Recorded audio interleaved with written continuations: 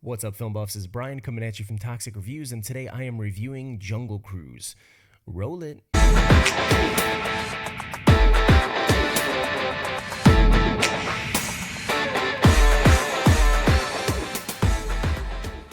Dr. Lily Houghton enlists the aid of wisecracking skipper Frank Wolf to take her down the Amazon in his ramshackle boat. Together, they search for an ancient tree that holds the power to heal and everlasting life. A discovery that will change the future of medicine. Jungle Cruise stars Dwayne Johnson, Emily Blunt, Edgar Ramirez, and Jack Whitehall.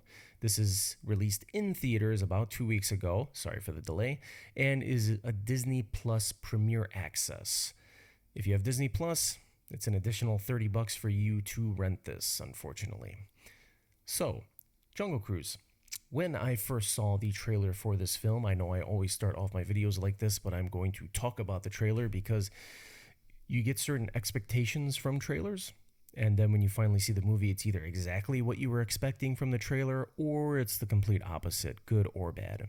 So, when I first saw the trailer for Jungle Cruise, I thought it looked okay.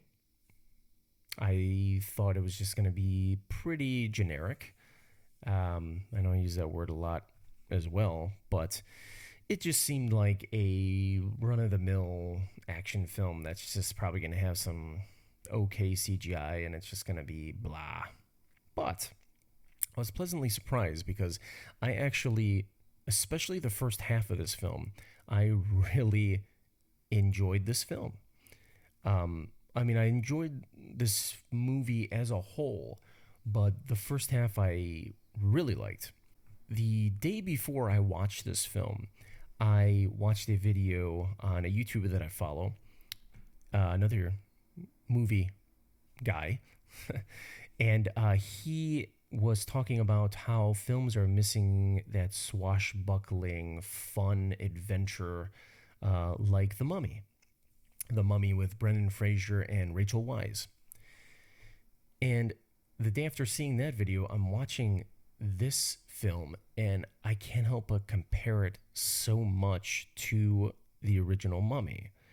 Now, if you haven't seen the original Mummy film, I believe it came out in 99. Oof, I'm getting old. I believe the original Mummy with Brendan Fraser and Rachel Weisz came out in 1999. And there are a lot of elements in this film that I honestly think that they took from that film. So as I'm watching this movie, there is a scene where Emily Blunt's character is in a library. And I'm like, wow, this looks familiar. This is kind of like when Rachel Weisz was in the library in The Mummy, and she was on like one of those ladders, and there was like a little action scene on the ladder. And a couple minutes later, in Jungle Cruise, there's an action scene with a library ladder. And then there's also more comparisons where you have Brendan Fraser's character as Dwayne Johnson because they need a woman, and her brother, just like The Mummy, needs a rugged guy that knows the area to find something. So I believe in The Mummy it was the Book of Amun-Ra. I'm a nerd. I know this. I think it was the Book of Amun-Ra, and they need him to find that. And in this, they need him to find a tree that's kind of like the tree of life. Apparently, there's petals on this tree that could cure any disease and could give you everlasting life. So comparing it to The Mummy, I don't mean to do that, but it's hard not to see the comparisons and to see that they took a lot of elements from the success of that film and placed it in this film. I would guarantee you, if you talk to the filmmaker or the producers, they would tell you that they were inspired by The Mummy. There's no way that they're not. It's so similar. In a good way, though. In a good way. I wish it was a little more dark. Even though there are some pretty dark elements in this film, because the Mummy is pretty dark. But I mean, this is a film based off of a Disney World, Disneyland attraction. So just like the Pirates of the Caribbean. And that's another film that this film reminds me of. And I love the Pirates of the Caribbean films. The first one is my favorite. It reminds me of a combination of that. You have the swashbuckling, the funny comedy, the likable characters, very good CGI. There's very good CGI in this film. Never, maybe once the green screen in one scene was like okay, but otherwise everything was. I mean, it's Disney, so they're at the top of their game. And I always talk about how the CGI is given; it should be good, but it was just really creative. Like there's Edgar Ramirez plays a cursed. I think he's a pirate, a cursed pirate, and then there's others cursed pirates, and they just look really really creative. One guy's like covered in honey, and he's got bees all over him. Very creative. I really enjoyed the creativity in this film. There is just a lot to like about it. The other characters are good, and Jack Whitehall. I remember I'm watching this film, and I'm seeing Emily Blunt's brother, and I'm like, where have I seen this guy before? Netflix. I think it was Netflix where I saw it, and I'm like, oh my god, I've seen all of his stand-ups, and he's hilarious. And I always said too, when I'm watching his stand-ups, I'm like, I would love for him to be in movies, and he does a great job, really good job. So the reason why I like this film, and I'm all over the place on this review because sometimes you gotta wing it. Sometimes it's funner to wing it. So the reason why I like this film is that it is a straight up family adventure that has some dark elements, and it's just a good time.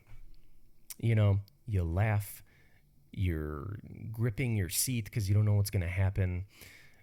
You have likable characters, you have good CGI, you have good effects, you have a lot of practical sets, which was awesome. Practical, costuming, not everybody's CGI walking around. The only problem I had with this film was the cliche last act. You kind of get what's going to happen once you get to the third act. The way that they find what they're looking for is kind of fast. Like, I wish there was a little more elements of like Raiders of the Lost Ark, or even something less well liked, like the Nicolas Cage film National Treasure. Like, it would be cool if there was more like traps and stuff like that. I don't know. I think it would have been a little more immersive. So the way that they find what they're looking for at the end is really quick. It's like they see it, they see something that is out of the ordinary, and they're like, oh, maybe it's here, and then they do it, and then it kind of just happens, and I'm like, I wish it was a little more creative. Jesse Plemons is also in this film, and he is the main villain. He plays a German soldier from World War I or II. One of the guys with the red patches. I'm not going to say the name because I don't want to, get striked. So he is the main villain. He wants to find this tree of life as well. And I love him as an actor. I think he's really good. I think I wish he was in it more. I wish they utilized him more. It's almost like he just pops up when you need conflict. So I wish Jesse Plemons was in it a little more because he's great. So there's technically like two different villains. You have Edgar Ramirez's character that's cursed, and you have Jesse Plemons. So like Jesse Plemons is kind of like the puppet trying to find the tree of life for Edgar Ramirez and stuff like that. It's not that simple of a plot. Like I should give it a little more credit because I really did enjoy this film. But it's just an ending. Once you get to the ending, you could kind of figure out what's going to happen. So it's like A, B, C is happening, and I'm like, okay, I think this is going to happen. And it happens. But it's done in a nice, heartwarming, fuzzy feeling in your stomach type way, where it's like, I'm not offended by this film. There's no alternative. It's fun. It's action-packed. It's funny. I had a great time with it. I'm going to give Jungle Cruise a rating of...